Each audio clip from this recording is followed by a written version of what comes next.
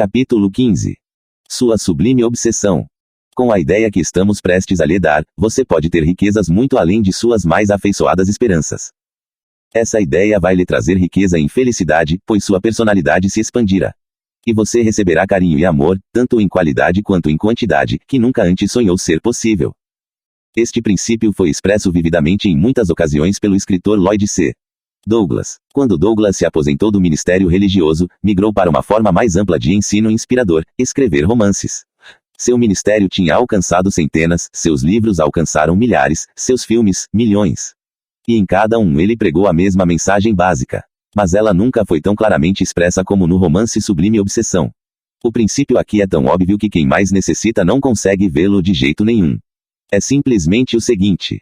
Desenvolva uma obsessão, uma sublime obsessão, de ajudar os outros. Doe-se sem esperar recompensa, pagamento ou louvor. E, acima de tudo, mantenha sua boa ação em segredo. E, se fizer isso, colocará em movimento os poderes de uma lei universal. Ao tentar evitar o pagamento por sua boa ação, bênçãos e recompensas serão derramadas sobre você.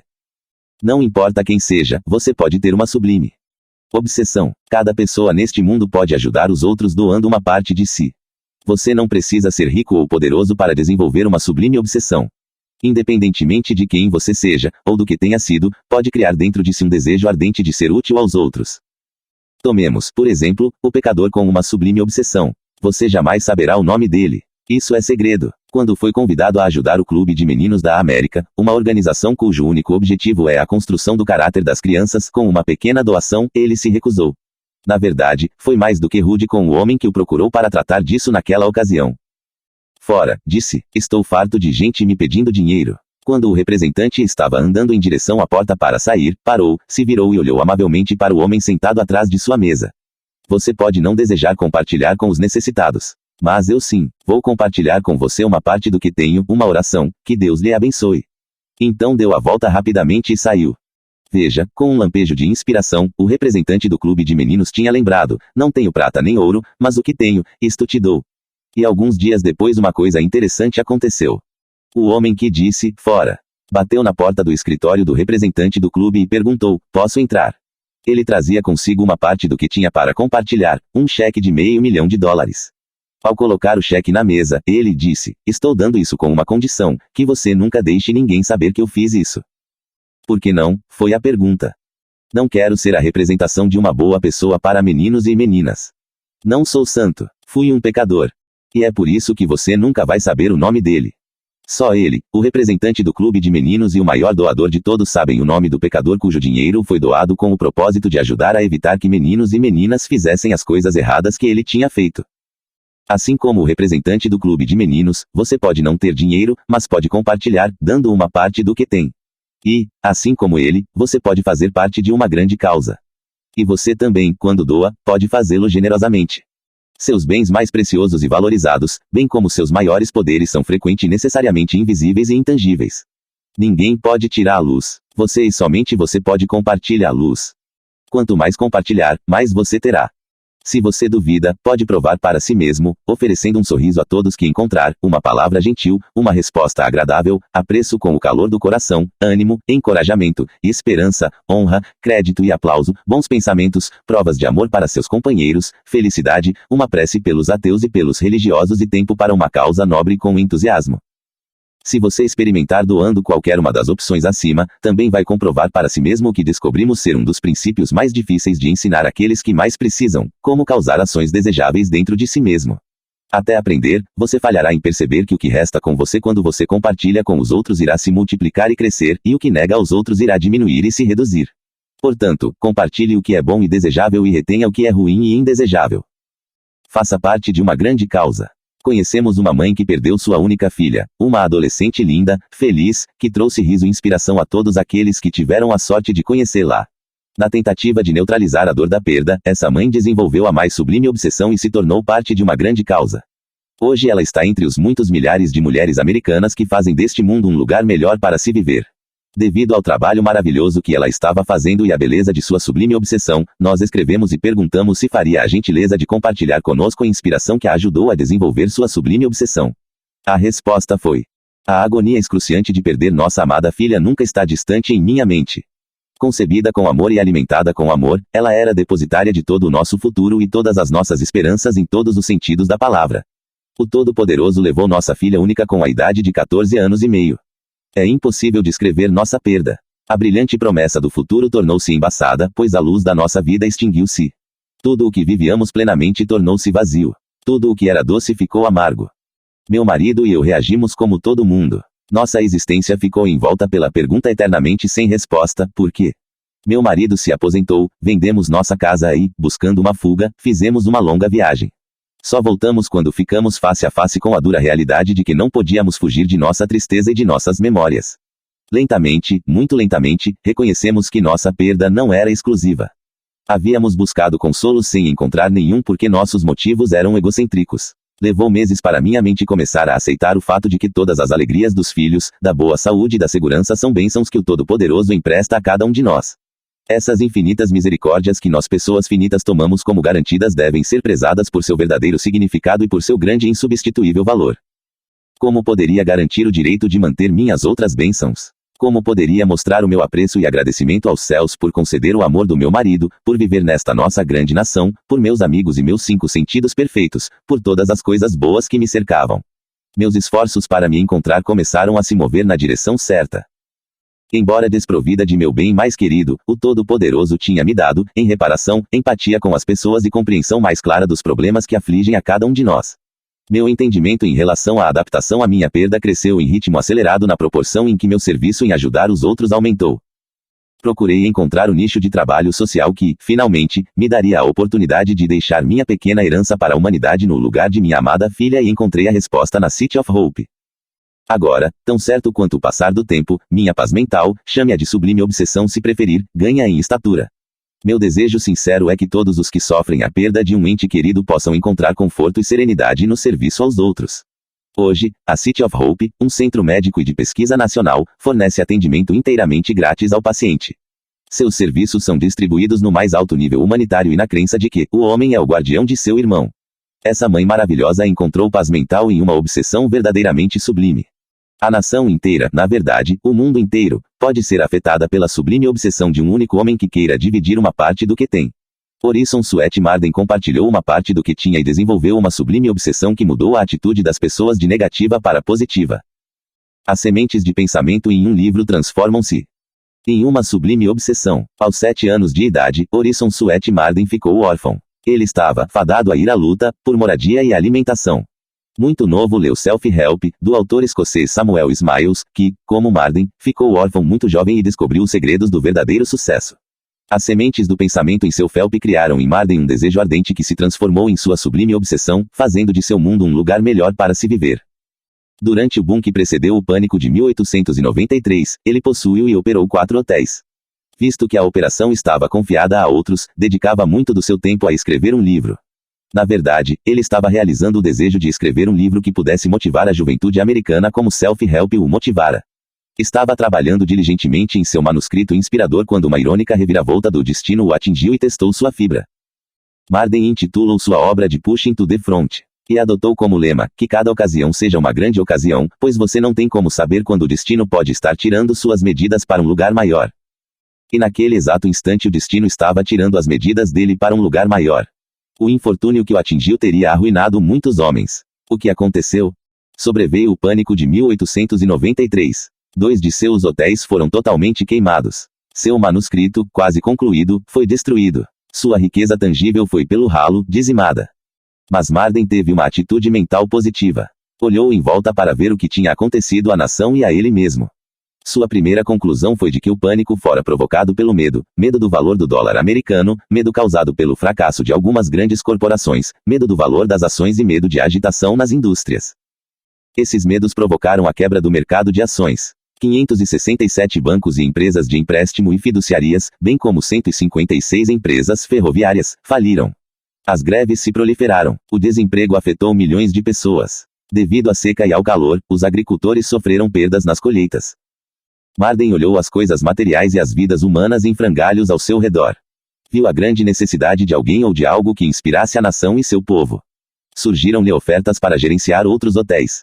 Recusou. Um desejo tinha tomado conta dele, uma sublime obsessão. E ele a combinou com a MP. Começou a trabalhar em um novo livro. Seu novo lema, um automotivador. Toda ocasião é uma grande ocasião. Se houve um tempo em que a América precisou da ajuda de uma atitude mental positiva, é agora, disse aos amigos.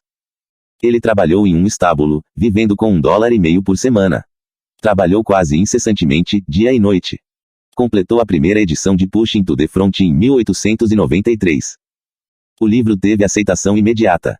Foi usado extensivamente em escolas públicas como livro didático e como leitura suplementar. Estabelecimentos de negócio fizeram-no circular entre seus empregados. Educadores ilustres, estadistas, membros do clero, comerciantes e gerentes de vendas elogiaram-no como o mais poderoso motivador para uma atitude mental positiva.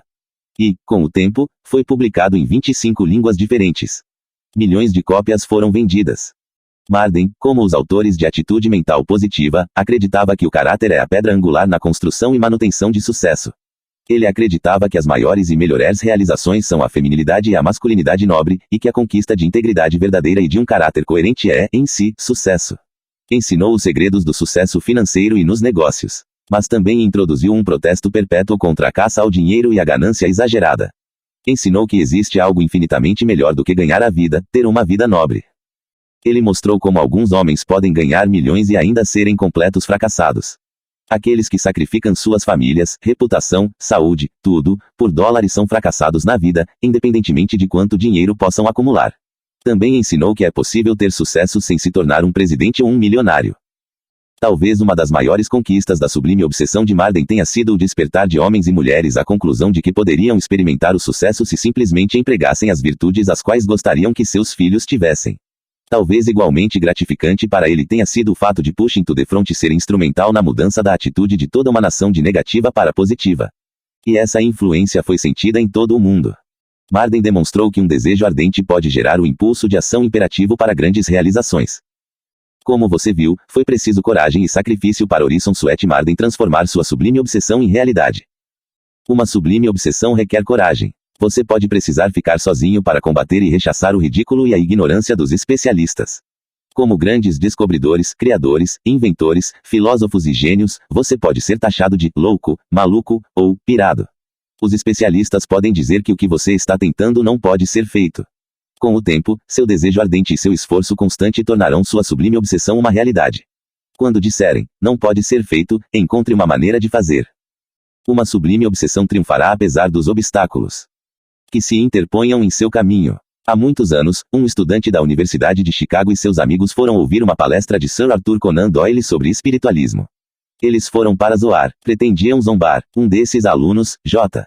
B. Heine, ficou impressionado com a seriedade do palestrante. Começou a escutar. Certas ideias impressionaram-no. Não conseguiu despachá-las de sua mente. Sir Arthur Conan Doyle referiu-se a homens de grande renome que estavam pesquisando o reino dos fenômenos psíquicos.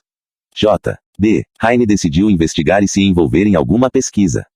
Referindo-se ao incidente tempos depois, Heine, diretor do Laboratório de Parapsicologia da Universidade Duke, na Carolina do Norte, disse, naquela ocasião, foram ditas coisas que eu, como um estudante universitário, deveria saber.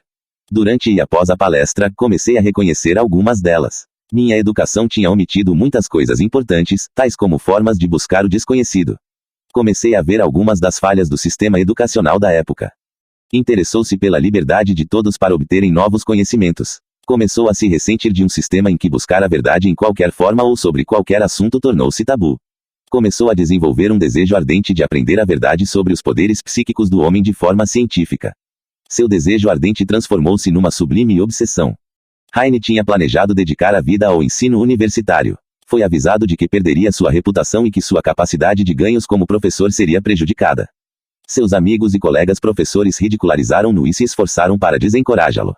Alguns começaram a se afastar dele. Tenho que descobrir por mim mesmo, disse a um amigo cientista. O amigo respondeu, quando descobrir, guarde para você. Ninguém vai acreditar. Ele manteve suas descobertas para se até conseguir desenvolver uma prova científica confirmada. Hoje ele é honrado e respeitado em todo o mundo. Nos últimos 45 anos, suas batalhas foram uma luta de boxe sem luvas, por assim dizer, combatendo cada centímetro de ignorância, tabus, antagonismo e ridículo. Um dos maiores obstáculos a atormentá-lo constantemente ao longo dos anos foi a falta de dinheiro necessário para a expansão de sua pesquisa.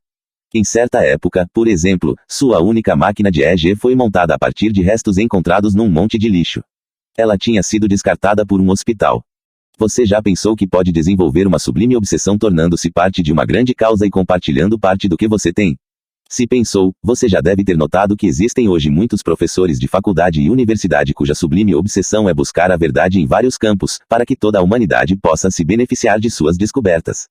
Como tais pessoas gastam todo o próprio tempo procurando essas verdades, são quase sempre prejudicadas pela falta de dinheiro para comprar o equipamento necessário, prover seu próprio sustento e o sustento de outros que se dedicam a trabalhar no projeto, etc. Você pode se tornar parte de uma dessas causas e assim realizar sua sublime obsessão. Pode encontrar uma dessas pessoas dedicadas em praticamente qualquer faculdade ou universidade.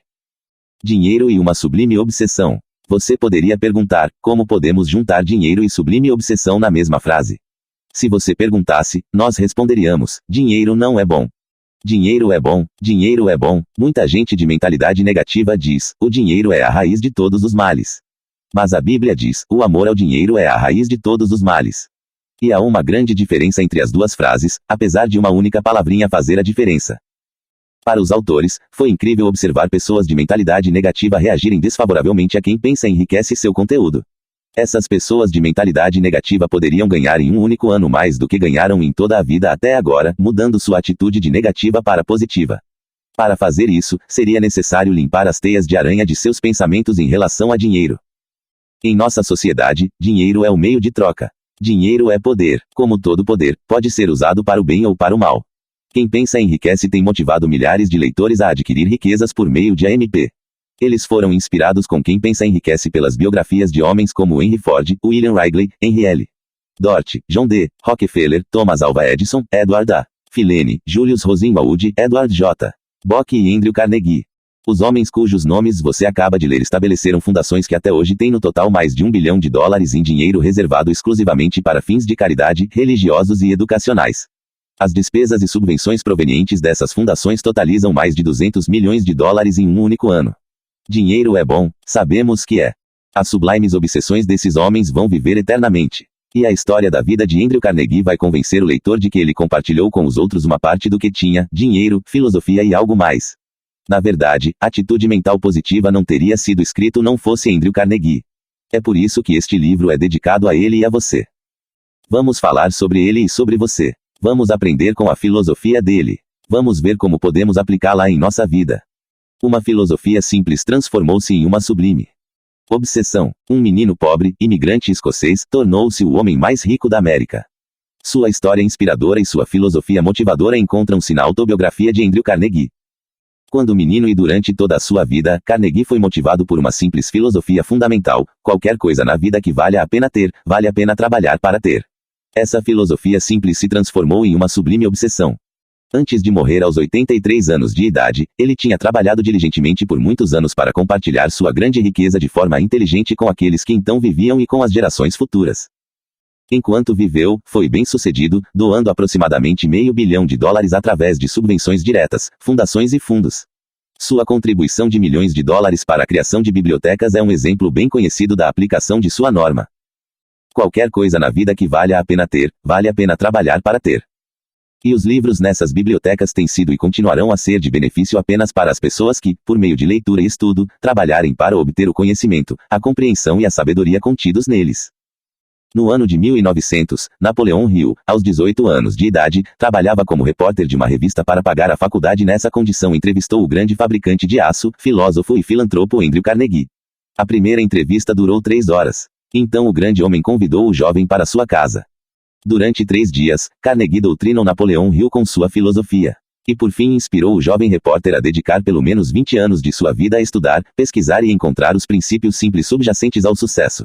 Andrew Carnegie disse a Napoleão Hill que sua maior riqueza consistia não em dinheiro, mas no que ele chamou de a filosofia da realização americana. Ele incumbe o Hill como seu agente para compartilhá-la com o mundo. E neste livro ele a compartilha com você. Enquanto viveu, Andrew Carnegie ajudou Napoleão Hill dando-lhe cartas de apresentação para grandes homens e mulheres de sua época. Aconselhando-o, compartilhando suas ideias com ele. Ajudou-o em todos os sentidos, com uma exceção: dinheiro.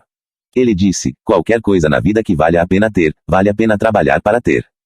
Ele sabia que esse automotivador, quando aplicado, atrairia felicidade, saúde física, mental e espiritual, bem como riqueza. Todos podem aprender e aplicar os princípios de Andrew Carnegie.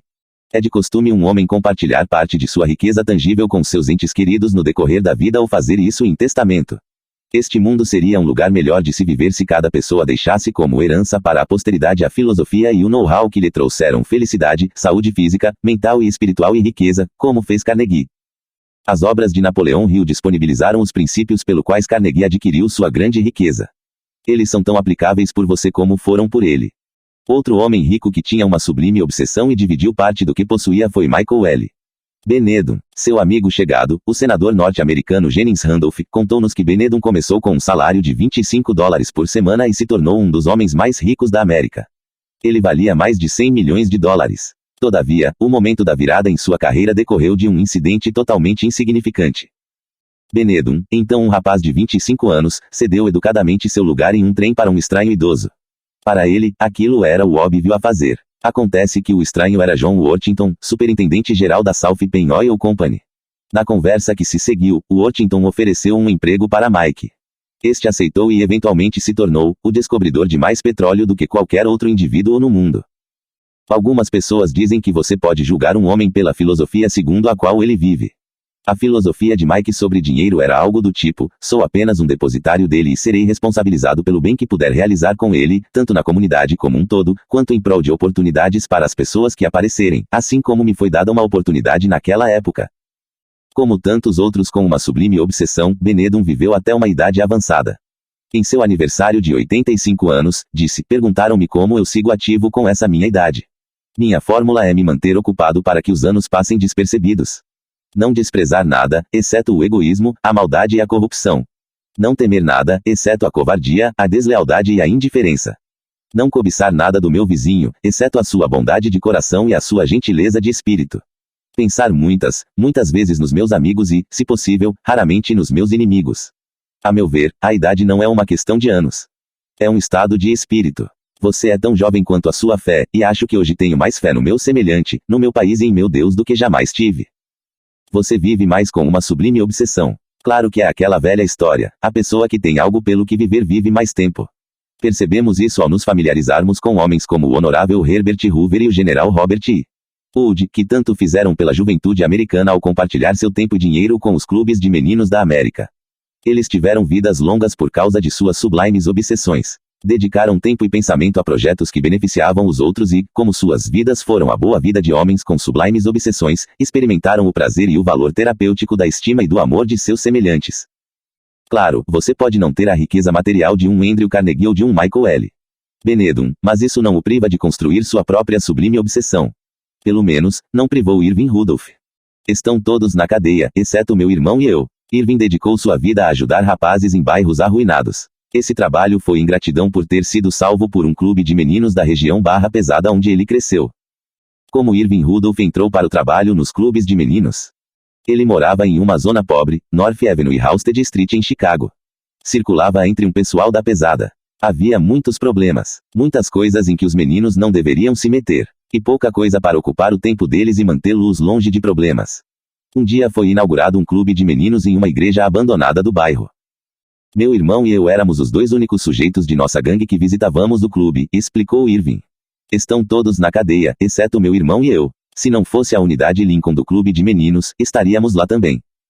Irving ficou grato pelo que o clube de meninos fez por ele e por seu irmão. E dedicou sua vida a ajudar rapazes de bairros em decadência. Por intermédio de seu entusiasmo e zelo, foram recebidas grandes doações para apoiar os clubes de meninos de Chicago. Por intermédio dele, homens e mulheres influentes foram atraídos para a causa. Sinto que meu trabalho é apenas um pagamento simbólico por minha gratidão a um poder superior por ter colocado meu irmão e eu sob esta influência, explicou Irving. Em seguida acrescentou: visite um clube de meninos. Veja por si o bom trabalho que é feito. Você então vai sentir uma parte do que eu sinto pelas crianças que têm a necessidade que eu tinha. Hoje existem milhares de homens e mulheres satisfazendo suas sublimes obsessões ao sacrificar tempo e dinheiro para ajudar os clubes de meninos da América.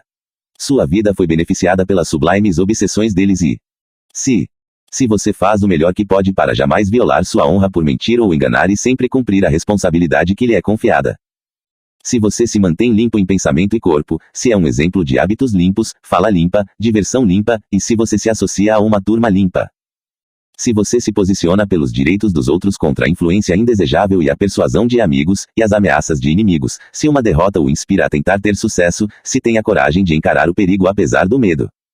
Se você trabalha de verdade e aproveita o melhor das oportunidades, se não destrói propriedade de forma intencional, se economiza dinheiro para poder pagar suas despesas neste mundo e ainda ser generoso com aqueles em necessidade, e dá ajuda financeira e tempo para causas nobres, se faz uma boa ação todos os dias sem esperar compensação. Se você é amigo de todos e um irmão de cada homem, mulher e criança, independentemente da raça, cor ou credo. Se você está preparado para aprender a conhecer os perigos, evitar a negligência e conhecer os recursos necessários para ajudar pessoas feridas e salvar vidas humanas, compartilhar os deveres e as obrigações em sua casa e local de trabalho. Se você é educado com todos, especialmente os fracos, indefesos e desafortunados. Se você não mata ou fere qualquer criatura viva desnecessariamente, mas se esforça para proteger todos os animais vivos. Se você sorri quando pode, faz o seu trabalho imediata e alegremente, e se nunca se esquiva ou resmunga diante das responsabilidades ou dificuldades. Se você é fiel a todos a quem a lealdade é devida, aos membros da sua família, à empresa para a qual trabalha e a seu país. Se você respeita as autoridades devidamente constituídas e obedece o que não viola seu código moral. Se você faz o seu melhor para cumprir seu dever com Deus e seu país, para ajudar outras pessoas em todos os momentos, para manter-se fisicamente forte, mentalmente desperto e moralmente reto. Então você vive e age em resposta à impressão em sua mente subconsciente do juramento e da lei dos escoteiros da América. Que tipo de pessoa você seria se vivesse por essas normas? A América é grande porque seu povo vive de acordo com uma grande filosofia. Isso pode ser simbolizado na frase, o grande coração americano. Henry J. Kaiser é outro com uma sublime obsessão. Ele fez muito para tornar este mundo um lugar melhor para se viver. Uma citação pendurada na parede da oficina de um ferreiro na Inglaterra. 1. 2. 3. Inspirou e também pode inspirar você. É a seguinte. O que? Dar de novo? Pergunto consternado, e devo continuar dando e dando. Oh não, disse o anjo a olhar para mim. Apenas continue dando até o mestre parar de dar para você. Em sua leitura, você partiu de onde a estrada para a realização começou e chegou até aqui. Você foi acordado por 5 bombas mentais para atacar o sucesso. E recebeu a chave para a cidadela da riqueza. Agora prepare-se para ter sucesso. Esse é o propósito dos capítulos a seguir. Piloto NU15. Pensamentos pelos quais se guiar. Para desenvolver uma sublime obsessão, compartilhe com os outros sem esperar recompensa, pagamento ou elogios. Mantenha sua boa ação em segredo.